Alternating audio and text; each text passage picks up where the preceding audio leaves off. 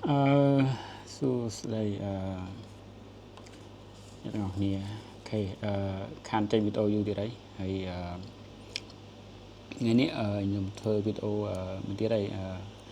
ពាក់ព័ន្ធជាមួយ AI លើ CapCut ព្រោះដោយសារ AI វាមាន Sora អីនៅលើនឹងដែរអញ្ចឹងណានៅលើ CapCut ហ្នឹងវាមាន AI របស់ Sora អីដូចអ្នកទាំងអស់គ្នាមើលឃើញជាក់ស្ដែងហើយអញ្ចឹងវាមាន Sora តាមពិតនៅក្នុងនេះវាមានច្រើនណាស់នេះមាន Sora មាន VEO តាម version ថ្មី version ចាស់អញ្ចឹងណាតែថ្ងៃនេះខ្ញុំបានតេស្តជាមួយនឹង Sora 2ហ្នឹងហើយ Sora 2នេះអូខេហើយprop ដែលខ្ញុំធ្វើគឺពាក់ព័ន្ធជាមួយសត្វនេះអញ្ចឹងនៅក្នុងនេះខ្ញុំដាក់ prop អញ្ចឹងទៅខ្ញុំសរសេរ prop អញ្ចឹងទៅហើយឲ្យវាបង្កើតវីដេអូបាន12សេកុងអូខេហើយនេះជាលទ្ធផលអូខេអញ្ចឹងបងប្អូនមើលលទ្ធផលបងប្អូនគិតថាយ៉ាងម៉េចដែរហើយនៅពេលដែល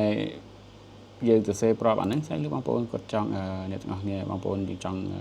ធ្វើវីដេអូពីអីអញ្ចឹងយើងសរសេរ prop ពីហ្នឹងទៅហើយយើង generate ទៅអានេះខ្ញុំតេស្តនៅលើ CapCut Sora នៅលើ CapCut អញ្ចឹងហើយខ្ញុំសាក play អីអ្នកទាំងអស់គ្នាមើលជប់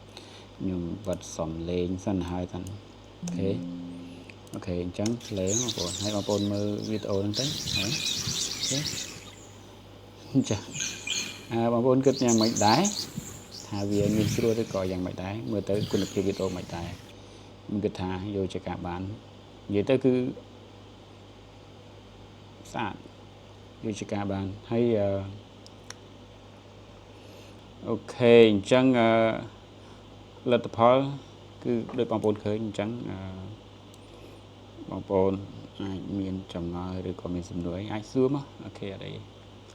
ហើយពាក់ព័ន្ធ CapCut បងប្អូនអាចរកទិញបាននៅក្នុងក្រុម Telegram បងប្អូនដែលគាត់មានលក់អញ្ចឹងណាលក់ជាលក្ខណៈ team លក់ជាលក្ខណៈមក user ក៏មានអញ្ចឹងណាអញ្ចឹងហើយបើសិនជាយើងទិញជា team ហ្នឹងវាចាយតិចហើយយើងចែកគ្នាប្រើអញ្ចឹងណាសម្រាប់ខ្ញុំបើសិនជាបងប្អូនចង់